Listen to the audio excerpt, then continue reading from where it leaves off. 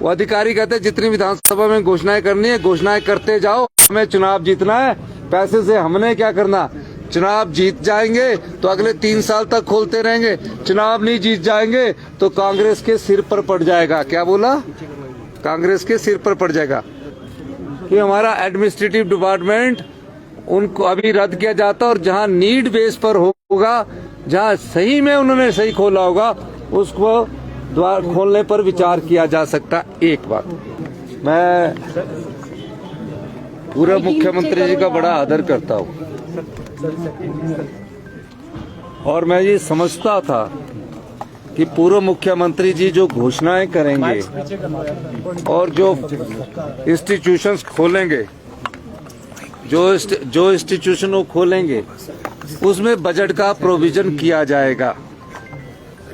जब हमने पिछले कल 5 मेंबर कमेटी ने सर्वे किया, मतलब स्टडी किया, जिसमें हर्षवर्धन चौहान, जगत नेगी, संजय रतन, भवानी सिंह पठानिया और इन सब लोगों ने जब पाया तो सिर्फ मात्र नोटिफिकेशन हुई है संस्थाएं खुलने की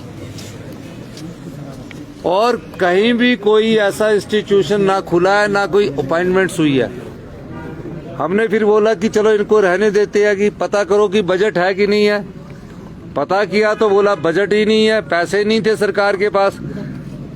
तो हमने पूछा कि ये खोले क्यों किए, तो उन्होंने कहा कि अभी विधानसभा चुनाव है, जितनी विधानसभा चुनावों में घोषणाएं करनी है, ये अधिकारी कह रहे हैं। वो अधिकारी कहते हैं जितनी विधानसभा में घोषणाएं करनी है घोषणाएं करते जाओ, हमें चुनाव जीतना है, पैसे से हमने क्या करना। चुनाव जीत जाएंगे तो अगले 3 साल तक खोलते रहेंगे, चुनाव नहीं जीत जाएंगे तो कांग्रेस के सिर पर पड़ जाएगा। क्या बोला? कांग्रेस के सिर पर पड़ जाएगा। फिर हमने चर्चा की रात के 8 बजे, रात के 4 बजे 5 बजे तक चर्चा की शाम को हमने, और ये पाया कि जो भी संस्थान इन्होंने खोले हैं, ना बजट है, शिक्षा संस्थान खोले, ना उनमें टीचर है, ना बच्चे हैं, सिर्फ मात्र घोषणाएं थी। इसलिए उनको हमने ये कहा है कि हमारा एडमिनिस्ट्रेटिव डिपार्टमेंट उनको अभी रद्द किया जाता और जहां नीड बेस पर होगा, जहां सही में उन्होंने सही खोला होगा, उसको द्वार खोलने पर विचार किया जा सकता। एक बात, ठाकुर साहब, जो सरकार पिछली सरकार को कोसते हुए ये आई कि रिटायर्ड और टायर्ड, कांग्रेस की 2012 में 17 में जो सरकार ये कहती थी, जयराम की सरकार क्यों सत्ता में आई थी कि रिटायर्ड और टायर्ड कर्मचारी लगा दिए गए हैं। इस सरकार ने उनको भी एक्सटेंशंस दे दी है। इस दृष्टिकोण से हमने जो जनता के हित में है वो फैसला किया है।